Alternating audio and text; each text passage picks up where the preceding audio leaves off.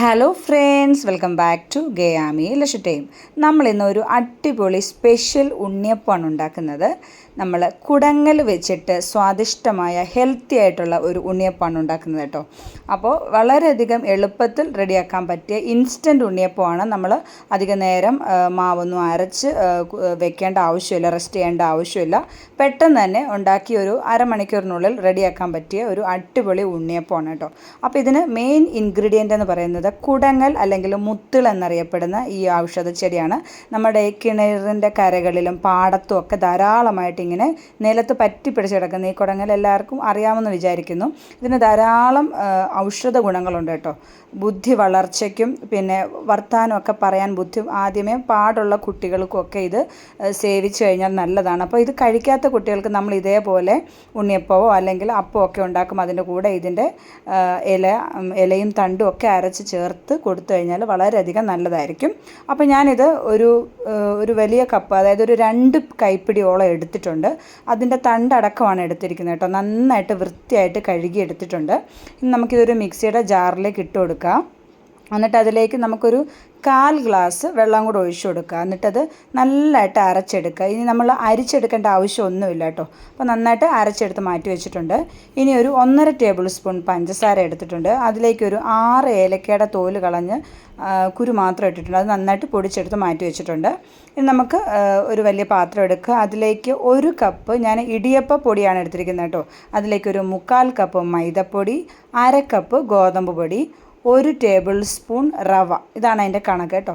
അതെടുത്തിട്ടുണ്ട്. ഇനി നമ്മൾ ഒരു 400 ഗ്രാം ശർക്കരയിൽ 1/4 ഗ്ലാസ് വെള്ളം ഒഴിച്ച് പാനിയാക്കി ആ ചൂടോടുകൂടി അരിച്ചെടുത്ത് ആ പാനി ഇതിലേക്ക് ഒഴിക്കുക കേട്ടോ. ചൂടോടുകൂടി തന്നെ ഒഴിക്കാൻ ശ്രദ്ധിക്കണം. എന്നാൽ മാത്രമേ നമുക്ക് ഇൻസ്റ്റൻ്റായിട്ട് ഉണ്ണിയപ്പം ഉണ്ടാക്കാൻ പറ്റുകയുള്ളൂ. ഇനി ഇത് നന്നായിട്ടൊന്ന് ഇളക്കുക കേട്ടോ. നന്നായിട്ടൊന്ന് ഇളക്കുക. കാര്യം ഇതിൽ ആദ്യമേ നമ്മൾ വേറെ വെള്ളം ചേർക്കേണ്ട. ഇതിൻ്റെ ശർക്കര പാനിയുടെ ഒക്കെ അളവ് നോക്കിയതിന് ശേഷം മാത്രം നമുക്ക് വെള്ളം ചേർത്താൽ മതിയാവും. ഇനി നമ്മൾ അരച്ച് വെച്ചിരിക്കുന്ന കുടങ്ങലിൻ്റെ ചാറ് അതിലേക്ക് ഒഴിച്ചു കൊടുക്കട്ടെ. ഇത് നമ്മൾ അരിച്ചിട്ടില്ല, ആ ഇലയോടുകൂടി നന്നായിട്ട് അരച്ചെടുത്താൽ മതിയാവും. എന്നിട്ട് നന്നായിട്ട് ഇളക്കുക. അത് ഇട്ടപ്പോൾ തന്നെ നല്ലൊരു കളറാണ് കേട്ടോ. ഇത് നല്ലൊരു ടേസ്റ്റിയുമാണ് ഹെൽത്തിയുമായിട്ടുള്ളൊരു ഉണ്ണിയപ്പമാണ്. ഇനി നമുക്കിത് നന്നായിട്ടൊന്ന് മിക്സ് ചെയ്യുക. ഇനി ഞാൻ ഇതിലേക്ക് നമ്മുടെ പാളയൻ തോടൻ പഴമാണ് കേട്ടോ, ഒരെണ്ണം എടുത്തിട്ടുള്ളൂ. അധികം ചേർത്ത് കഴിഞ്ഞാൽ ആ പഴത്തിൻ്റെ ടേസ്റ്റ് മുന്നിട്ട് നിൽക്കും. അതുകൊണ്ട് ഞാൻ ഒരു പഴം നന്നായിട്ട് അരച്ചെടുത്ത് അതുകൂടി ഇതിലേക്ക് ചേർത്ത് മിക്സ് ചെയ്യുക. എന്നിട്ട് നല്ലതായിട്ട് ഇങ്ങനെ മിക്സ് ചെയ്യുക. പാളയൻ തോടൻ പഴത്തിന് പകരം നമുക്ക് റോബസ്റ്റ പഴമാണേലും എടുക്കാം കേട്ടോ. ഇനി നമുക്ക് ഇതിലേക്ക് ഞാൻ ആ മിക്സി കഴുകി കുറച്ച് വെള്ളം ഒഴിച്ചിട്ടുണ്ട്. കാര്യം ഇത് ഇച്ചിരി കട്ടിയാണ്. നമുക്കൊരു ഉണ്ണിയപ്പത്തിൻ്റെ ആ ഒരു കൺസിസ്റ്റൻസി ആയിട്ടില്ല കേട്ടോ. അതുകൊണ്ട് തന്നെ ഇനി ഞാനത് കുറച്ച് വെള്ളം ഒഴിച്ച് നന്നായിട്ട് മിക്സ് ചെയ്തതിന് ശേഷം അതിലേക്ക് ഒരു 1/2 ടീസ്പൂൺ ഉപ്പൂടെ ചേർത്ത് കൊടുത്ത് നന്നായിട്ട് ഇളക്കുക. ഇനി നമ്മൾ നേരത്തെ പൊടിച്ച് വെച്ചിരിക്കുന്ന പഞ്ചസാരയും ഏലക്കയും കൂടെയുള്ള പൊടി ചേർത്തിട്ട് വീണ്ടും നന്നായിട്ടിങ്ങനെ ഇളക്കി കൊടുത്തുകൊണ്ടേ ഇരിക്കുക കേട്ടോ. നന്നായിട്ടിങ്ങനെ മിക്സ് ചെയ്തിട്ടുണ്ട്. ഇനി ഇതിലേക്ക് ഒരു 1/2 ടീസ്പൂൺ സോഡാപ്പൊടിയും കൂടെ ചേർത്ത് കൊടുക്കുന്നുണ്ട്. സോഡാപ്പൊടി ചേർത്ത് കൊടുക്കുമ്പോഴാണ് പെട്ടെന്നത് നമ്മൾ ഉണ്ണിയപ്പം എടുക്കാൻ പറ്റുന്നത് കേട്ടോ. ഇനി നന്നായിട്ട് മിക്സ് ചെയ്യുക. ഇനി നമുക്കിതിലേക്ക് ഒരു ചീനച്ചട്ടിയിൽ 2 ടേബിൾ സ്പൂൺ നെയ്യ് ഒഴിച്ചു കൊടുക്കുക. നെയ്യ് നന്നായിട്ടൊന്ന് മെൽറ്റായി വരുമ്പോൾ അതിലേക്കൊരു 2 ടേബിൾ സ്പൂൺ നാളികേര കൊത്ത് ഇതേപോലെ ചെറുതായിട്ട് നുറുക്കിയതാണ് കേട്ടോ. നമ്മൾ ഉണ്ണിയപ്പത്തിനൊക്കെ സാധാരണ എടുക്കുന്ന പോലെ തന്നെ ഒരു 2 ടേബിൾ സ്പൂൺ കാണും. അതിൻ്റെ നിറം ഒന്ന് മാറി വരുമ്പോൾ അതിലേക്ക് 1 ടേബിൾ സ്പൂൺ എള്ളും കൂടെ ചേർത്ത് കൊടുക്കാം. അത് നന്നായിട്ട് മുരിഞ്ഞ് വരുമ്പോൾ നമുക്കത് ഈ മാവിൻ്റെ ബാറ്ററിലേക്ക് ഒഴിച്ചു കൊടുക്കാം കേട്ടോ. എന്നിട്ടത് നന്നായിട്ട് മിക്സ് ചെയ്യുക.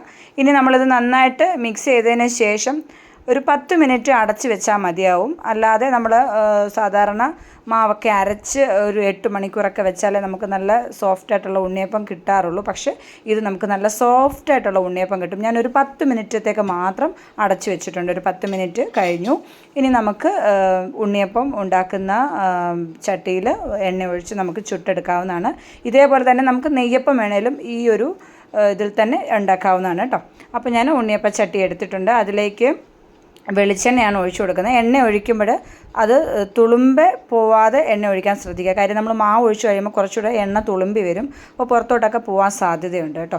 ഇനി അതുപോലെ മാവ് ഒഴിക്കുമ്പോൾ നമ്മളൊരു 1/4 ഭാഗം മാത്രം ഒഴിച്ചാൽ മതിയാവും. അല്ലെങ്കിൽ ഇത് ഉണ്ണിയപ്പം ധാരാളം മാവ് പൊട്ടി പുറത്തോട്ട് വരാൻ സാധ്യതയുണ്ട്. അപ്പം ആ ചൂടോടുകൂടി തന്നെ മാവ് അതിലേക്ക് കോരി ഒഴിക്കുക. നല്ല ചൂടോടുകൂടി തന്നെ ഒഴിച്ചിട്ടുണ്ട്. ഇനി തീ മീഡിയത്തിലേക്ക് മാറ്റിയിട്ടുണ്ട്. എന്നിട്ട് നമുക്കിത് ഉണ്ണിയപ്പത്തിൻ്റെ കളർ നമുക്കറിയാമല്ലോ, നല്ല ഗോൾഡൻ ബ്രൗൺ നിറം ആകുമ്പോൾ നമുക്ക് തിരിച്ചിട്ട് കൊടുക്കാവുന്നതാണ് കേട്ടോ. ഇതേപോലെ ഒരു പപ്പട കമ്പിയോ എന്തെങ്കിലും ഒരു ഫോർക്കോ ഉപയോഗിച്ചിട്ട് നമുക്ക് തിരിച്ചിട്ട് കൊടുക്കാം.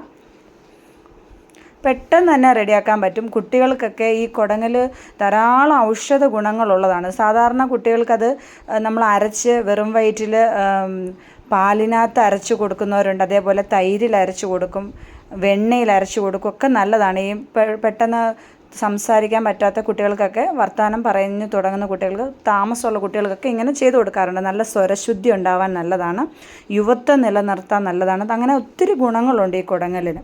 അപ്പോൾ ഇതൊക്കെ നമ്മൾ എങ്ങനെ കൊടുക്കുമ്പോൾ ചില കുട്ടികൾ കഴിച്ചെന്ന് വരികയില്ല. അപ്പോൾ ഇതേപോലെയുള്ള പലഹാരങ്ങളിലൊക്കെ നമ്മൾ ഈ കുടങ്ങൽ അരച്ച് ചേർത്ത് കൊടുത്തു കഴിഞ്ഞാൽ അവർ തീർച്ചയായിട്ടും കഴിക്കും. അപ്പോൾ ഈ ഒരു അളവിൽ എനിക്കൊരു 40 ഉണ്ണിയപ്പം കിട്ടിയിട്ടുണ്ട്. ഞാനിത് മുറിച്ച് കാണിച്ചു തരാം. കണ്ടോ, നല്ല സോഫ്റ്റ് ആയിട്ടുണ്ട്. ഇൻസ്റ്റൻറ്റ് ഉണ്ണിയപ്പമാണ്.